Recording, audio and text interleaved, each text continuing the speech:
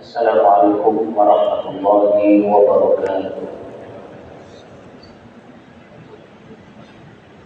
Alhamdulillah, alhamdulillahirabbil alamin. Wabihi nasta'in ala umuri din. Wassalatu wassalamu ala sayyidil mursalin Abil Qasimil Amin wa ala alihi wa sahbihi wa man tabi'ahum bi ihsan ila yaumil qiyamah. Jamaah muslimin muslimat rahimani wa rahimakumullah. Di kajian kita diundur di waktu isya karena banyak dari masyarakat kita kegiatan masyarakat berujung dan berubah pangan. Dan juga yang kedua yang kebetulan mengejar dari Mataram tadi, dan terlambat sedikit sudah selesai sholat dan juga nyampe sehingga kita unggulkan. Bismillahirrahmanirrahim. Insyaallah malam hari ini kita akan bahas tentang al-udhiyah. Bahasa Arabnya al-udhiyah. Namun bahasa kita kurban. Kurban juga sebenarnya bahasa Arab, kurban. Jadi kadang-kadang bahasa Indonesia atau bahasa Sasak secara tidak langsung kadang-kadang banyak dia mengandung makna bahasa Arab. Kurban yang artinya mendekatkan diri. Tapi kalau bahasa fikihnya al-udhiyah. Udhiyah itu artinya berkorban. Termasuk ina itu artinya bejana. Ama artinya air, ma itu artinya air. Ina bejana mangkuk. Jadi air ditaruh di mangkuk. Ina ama. Termasuk bahasa Arab.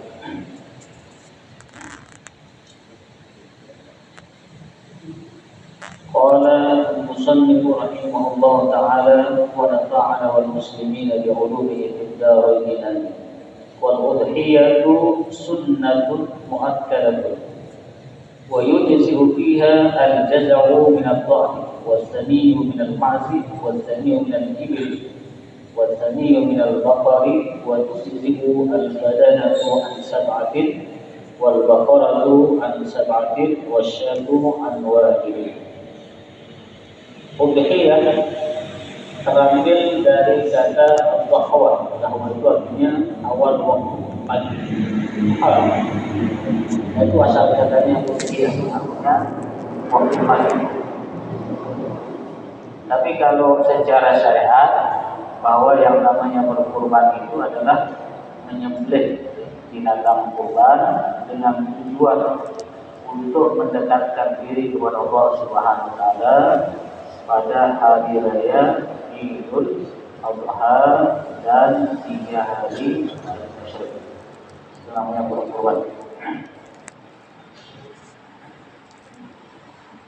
Kemudian binatang yang menjadi ketentuan para ulama untuk dikurban itu unta, kemudian sapi, kemudian domba, kambing, sapi dihiaskan dengan kerbau.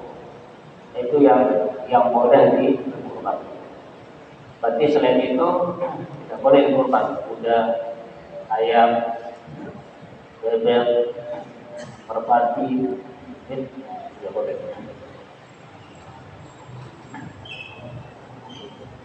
Kemudian hukum berkurban, hukum dasarnya sunnah muakkad. Sunnah muakkadah setiap tahun, bukan sekali seumur hidup. Jadi membuat korban baru tetap dengan sunnah muakkadah. Jadi tiap tahun. Jadi tiap tahun itu kita diminta untuk berkurban, untuk menghidupkan syiar agama kita, untuk menghidupkan syiar agama. Wa takunu wajibatun bitta'yin. Kadang-kadang kurban itu bisa menjadi wajib dengan sebab dua, at-ta'yin dan an-nazar. Ta'yin itu artinya menentukan. Misalnya DDD Utamon usiapan untuk korban tahun depan misalnya, maka kami itu hukumnya wajib untuk kurban karena dia ta'yin. Karena dengan beli BB misalnya kedua setelah Idul Adha dia murah, dia umur yang setahun untuk persiapan nanti tahun depan, maka dia tentukan saat ini saya niatkan untuk kurban tahun depan. Jadi selalu begitu. Jadi 2, beli lagi jadi 3. Akhirnya tiap tahun dia bisa kurban. Karena dibeli harga murah, umur setahun, dipelihara, kemudian tahun depan dijual lagi ketika hari raya kurban yang 2 itu kembali lagi modalnya, bisa beli lagi 3 dan seterusnya. Nah, apabila dia ta'yin maka kurban tersebut menjadi wajib. Atau dengan sebab nazar, dia bernazar, karena kalau saya sehat dari penyakit ini, maka tahun depan saya berkurban. Nah, begitu dia sehat, maka wajib dia berkurban. Jadi hukum dasar berkurban sunnah muakkadah, tetapi bisa menjadi wajib dengan sebab ta'yin dan nazar. Dalil kurban dari Al-Quran yang sering kita baca, "Shalli li rabbika wanhar." Tapi kalau pakai wanhar itu artinya sungai kalau nahrun itu. Kalau nun ra itu artinya sungai. Tapi kalau nun ha dengan ra, nah itu artinya berkurban. Kalau salah membaca "Shalli li rabbika wanhar", salah artinya. Ya, "Shalli" maka dirikanlah sholat, maksudnya di sini sholat Idul Adha, li rabbika untuk Tuhanmu, wanhar. Kalau wanhar artinya dia mandi di sungai. Karena bahasa Arab ini sangat hurufnya itu mempengaruhi makna. Maka ada ulama mengatakan termasuk maksiat lisan itu adalah mengucapkan huruf Al-Quran tidak tepat, termasuk lisan kita bermaksiat. Salah satu maksiat lisan itu adalah mengucapkan huruf-huruf dalam Al-Quran dengan cara yang keliru, maka lisan kita bermaksiat. Itu dalilnya. Kemudian hikmah disyariatkan berkurban, pertama tentu ya namanya kita sebagai hamba apapun diperintahkan oleh Allah, sami'na wa ata'na. Diperintah dari Allah, wa shalli li rabbika wanhar.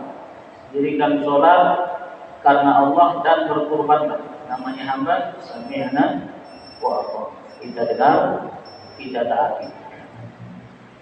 Kemudian yang kedua, syukran lil mun'im ala ni'matihi. Kita untuk mengungkapkan kesyukuran kita. Kan nikmat banyak diberikan.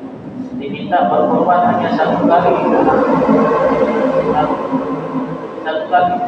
dari nikmat yang banyak diberikan. Kita minta bersyukurlah, berkorban sekali setahun. Kemudian juga nikmat disyariatkan berkorban itu adalah untuk membantu ya, fakir miskin sahabat, karena hari raya ya, mungkin ada orang kesulitan untuk membeli daging, ya minimal lah hari raya Idul Adha itu kita puaskan dia makan daging dan dia bahagia, dia senang. Tapi kalau yang kolesterol, hati-hati, bahaya. Kemudian yang keempat, Allah mensyariatkan kurban ini untuk taqwiyatul rawabil, menguatkan hubungan sosial kita antara masyarakat yang satu dengan yang lain supaya lebih kuat hubungan kita. Jadi saling memberi daging kurban. Nah, dengan saling memberi itu yang tadinya mungkin kurang bagus hubungan kita, setelah diberikan daging kurban, nah semakin bagus. Nah itu tujuannya. Kenapa disyariatkan berkurban? Di antaranya. Kemudian kata beliau, ghufranul dzunub wal qawlu bil ajri al azim, untuk mengampuni dosa-dosa kita dan mendapatkan ganjaran yang besar. Jadi kurbannya besar. Atau kan ada dalam riwayat menyebutkan jadi pahalanya itu tergantung jumlah bulu dan binatang kurban. Jadi berapa jumlah bulunya, itulah pahala yang kita dapatkan. Dan dia juga nanti kukunya, bulunya, ya, tangkainya itu akan datang nanti pada hari kiamat untuk menjadi saksi bahwa kita menjalankan perintah Allah SWT. Dia akan datang, binatang yang kita kurbankan. Kemudian adapun ketentuan umur. Nah, ini umur ini memang tidak dijumpai dalam hadis ya, tentang ketentuan umur binatang tersebut, hewan tersebut. Cuma ini menjadi kesepakatan ijma' para ulama. Misalnya umur sapi atau kerbau itu 2 tahun masuk 3. Ini kesepakatan para ulama. Kalau mau membeli hewan kurban sapi, nah nanti dilihat umurnya, ya, 2 tahun masuk 3. Maka mulai dari hari ini mudah-mudahan desa bisa membuatkan akte kelahiran sapi supaya kita tahu umurnya. Kan nggak ada yang tahu umurnya, ini 2 tahun tidak tahu, nggak ada akte kelahirannya. Tapi orang-orang yang ahli bisa melihat dari giginya. Nah, orang-orang ahli itu bisa dilihat dari giginya. Kalau katanya kalau besar 2 berarti 2 tahun ya. Itu juga hasil kajian. Karena tidak ada akte kelahiran sapi dan kambing, tidak dibuatkan dari desa. Maka kita tanya ahlinya, ahlinya ini mengarah, penggembala, bagaimana ini? Ini sudah masuk. Dan dia harus amanah, dia menyampaikan. Kemudian kalau dia domba, ya, domba itu 1 tahun masuk 2. Bedanya dengan kambing kecil itu, kambing kacang. Kalau kambing kecil, kambing jaman, bebek jaman, dia 2 tahun ya, masuk 3. Namun bebek jaman. Kalau harap bebek domba atau badan domba keras, ya, atau bebek belik lah. Nah itu bisa dia 1 tahun masuk 2. Kalau bebek jaman ya 2 tahun. Ya. Ini dalilnya berdasarkan ijma'ul kesepakatan dari para ulama. Kemudian 1 kambing tidak boleh untuk lebih dari 1 orang. 1 kambing tidak boleh ya, lebih untuk 1 pengorban. Apabila dia 1 kambing itu misalnya 2-3 orang membelinya, maka dia tidak dihitung kurban.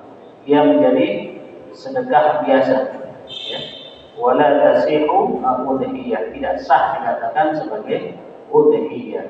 Illa kecuali idza kana min ahli baitin wahidin, kecuali dalam 1 keluarga yang 1 keluarga itu kehidupannya masih dalam 1 tanggungan. Ada ayahnya, ada ibunya, ada anaknya yang masih dalam tanggungannya, itu boleh ya mengorban 1 ekor kambing untuk 1 keluarga. Ya, itu pengecualiannya. Dikecualikan. Adapun untuk sapi ya, maksimal 7 orang. Maksimal 7 orang. Kita panitia kurban yang kita bentuk ya. Nah, mendata masyarakat yang berkorban itu untuk 1 ekor sapi jatah 7 orang. Bisa harganya dikenakan per orang 2,5 juta. Nah, sehingga nanti bisa dapat sapi yang lebih besar. Mudah-mudahan bisa mencapai target dari pengurus. Ini kita 9 kekadusan kawin ya. Jumlah masyarakat kita 2 desa ini yang sudah kawin itu hampir 10.000. Yang Indo itu 6.000-an, kalau tidak salah. Yang Wanasaba Laut itu 4.000-an yang 9 kawin, nggak hitung di dusun-dusun itu. 3.000 katanya, 3.000 yang dua desa, 9 kadusan 3.000 kakak, berarti kita perlukan kalau sama-sama setengah kilo ya mungkin 15-an ekor. Ya mudah-mudahan bisa lebih. Di Masjid Melayu itu katanya sampai 50 ekor ya, sampai 50 ekor yang korban. Maka kita juga coba dalam hal kebaikan ya. Kemudian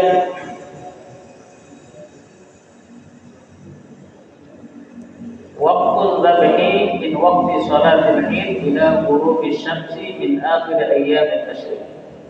Yang ringkas-ringkas. Waktu kurban itu ya, mulai dari setelah sholat id. Sholat id. Ya, kalau dia berkurban sebelum sholat id tidak dianggap sah. Jadi setelah sholat id, nah, makanya di dalam pelaksanaan sholat id itu disunahkan lebih awal ya, mulai, karena kan tidak disunahkan sarapan kalau Idul Adha. Kapan kita makan sarapan? Setelah pulang Idul Adha kita potong ya, kemudian kita masak di situ. Diharapkan makanan yang pertama kali masuk dalam ya perut kita itu diusahakan daging kurban kalau Idul Adha. Makanya lebih awal mulai, lebih awal berarti. Kalau kita jangan tahu, dan nyampah doang dulu. Tapi kalau dalam anjurannya, usahakan makanan yang pertama kali kita konsumsi hari raya Idul Adha itu adalah hewan kurban. Nah, hewan kurban. Nah, itu yang dianjurkan. Sampai ya 3 hari tasyrik. Hari tasyrik itu tanggal 11, 12 sampai 13 sebelum tenggelam matahari batasnya. Ya, sebelum tenggelam matahari, taruhlah sampai asar tanggal 13. Itu batas kita kurban. Misalnya hari pertama terlalu banyak, tidak bisa selesai, bisa besoknya, bisa lusanya. Begitu juga takbir Idul Adha itu mulai dari kapan? Takbirnya mulai dari tanggal 9 sampai tanggal 13. Kalau takbir Idul Adha itu dia panjang. Kalau takbir ya Idul Fitri itu dia pendek. Mulai dari maghrib tanggal masuk malam 1 Syawal sampai selesai pelaksanaan ya sholat Idul Fitri. Di situ batasnya orang takbir kalau Idul Fitri. Tapi kalau Idul Adha itu mulai dari tanggal 9, 10, 11, 12, 13 ya itu kan takbir terus. Setiap selesai sholat takbir. Tapi mungkin ini belum terbiasa di tempat kita. Tapi kalau di negara-negara yang Arab itu memang dijadikan kebiasaan. Dan itu memang sunnahnya dulu. Namun tidak sama para dengan ajaran baru. Jadi selesai sholat zuhur takbir, selesai sholat asar takbir, selesai sholat maghrib takbir, begitu. Ya, selesai sholat isya takbir, sholat subuh takbir sampai tanggal 13 ya Dzulhijjah sampai asar. Itu dianjurkan takbir. Ya. Makanya dia hari raya yang besar itu sebenarnya hari raya kurban itu. Ya. Hari raya kurban itu hari raya besar. Makanya dengan hari raya kurban kita kurban, kita berkurban. Makanya hari raya kurban. Tapi kalau kita nggak berkurban, ya nggak hari raya kurban namanya. Ya. Kita dianjurkan terus. Kemudian afdalu awqatil dzabhi ba'da sholatil Id wal khutbah. Waktu yang afdal kalau kita ingin mencari waktu yang afdal itu setelah sholat Id, artinya setelah pelaksanaan sholat Idul Adha. Itu memang waktu yang paling afdal. Tapi boleh sampai tanggal 13. Adapun ya, sunnah di dalam menyembelih itu pertama membaca Bismillah, ya, Bismillah. Atau boleh juga sempurnanya Bismillahirrahmanirrahim. Ada orang mengatakan tidak boleh Bismillahirrahmanirrahim karena kita menyembelih. Sementara Bismillahirrahmanirrahim ini kan dengan nama Allah Maha Pengasih, Maha Penyayang. Sementara ini kita menyembelih.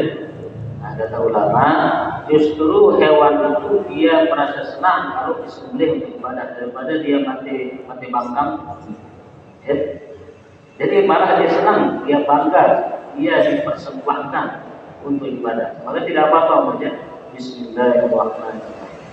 Kemudian kita takbir, Allahu Akbar, Allahu Akbar, Allahu Akbar 3 kali.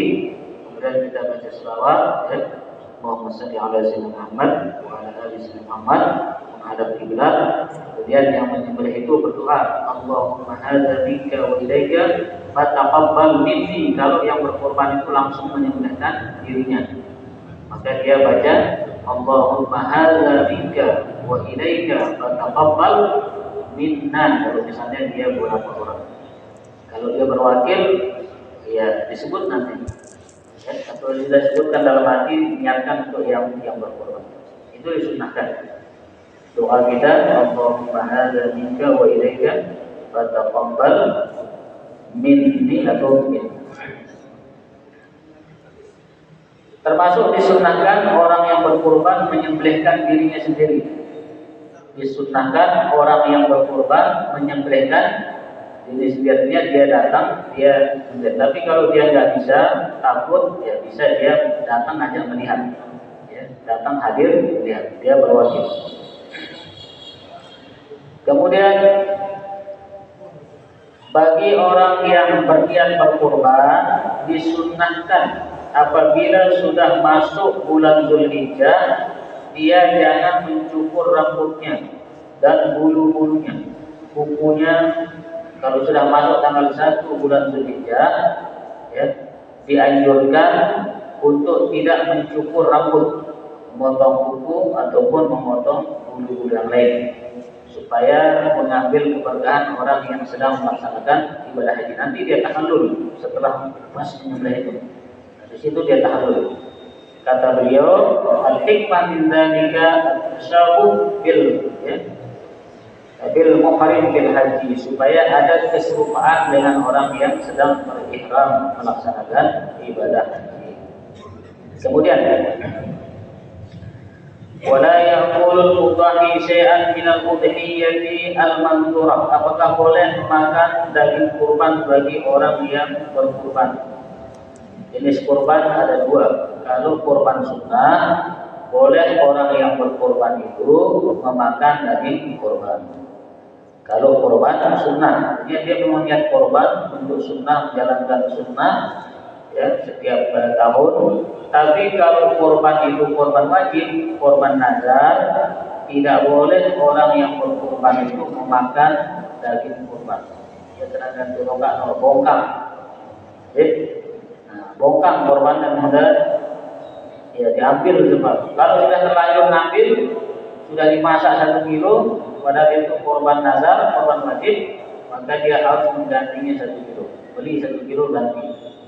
Ya, karena itu korban wajib. Tidak boleh untuk dirinya dan untuk keluarganya.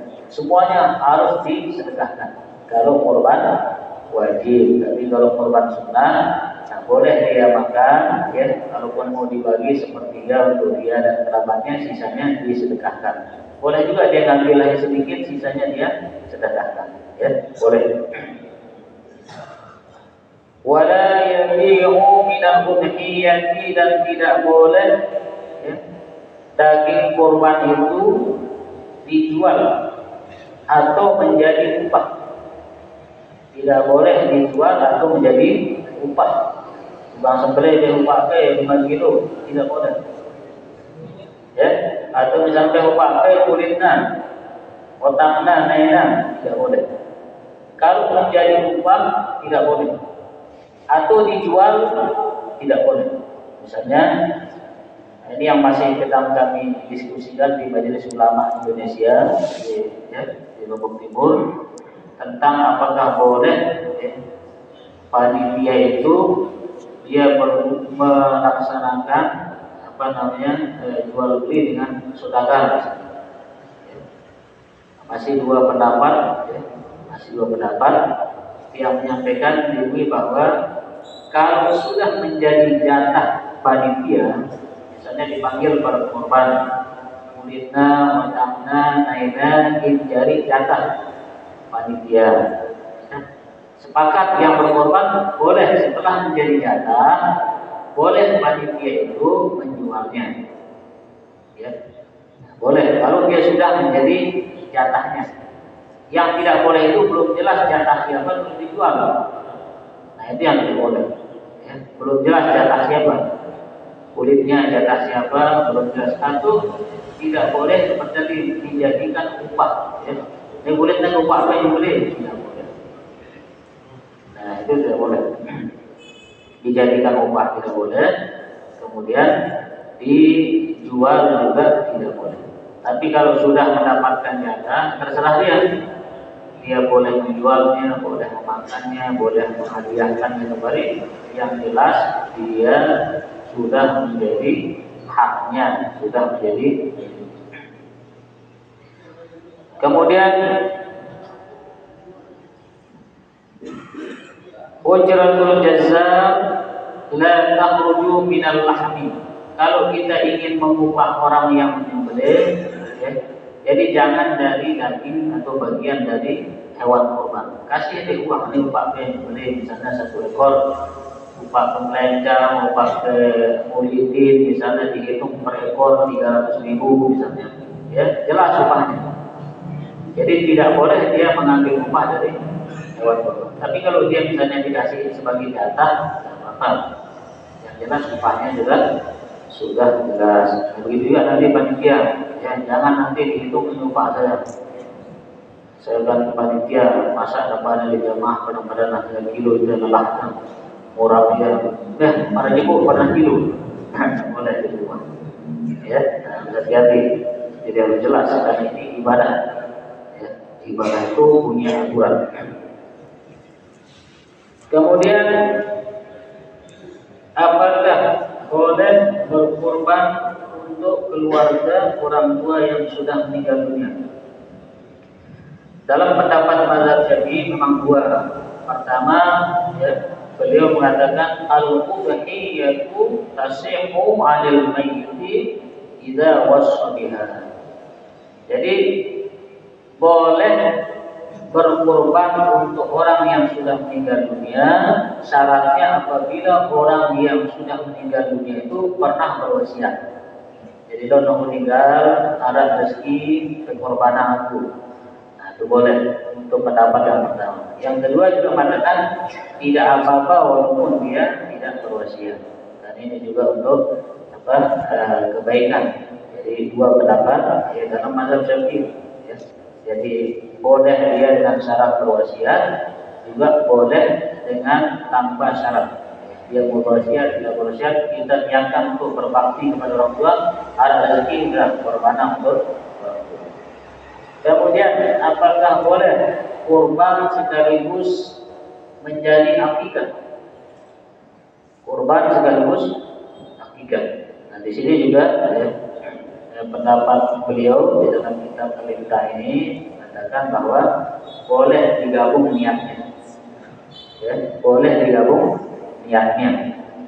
Apabila bertepatan dia berkurban, kemudian juga sekaligus niatnya untuk akikah. Ya, sekaligus. Nah, beliau di sini membolehkan. Tapi kalau misalnya dia rezekinya luas, ya, sudah berkorban saja dulu, nanti mungkin belakangan kita hakikatkan. Ya. Karena waktu akikah itu kan panjang. Sudah nggak mampu hari ke-7, hari ke-14, hari ke-21, lipatan 7 kalau akikah. Lipatan 7 hari. Sunnahnya hari ke-7 kasih nama sekaligus akikah.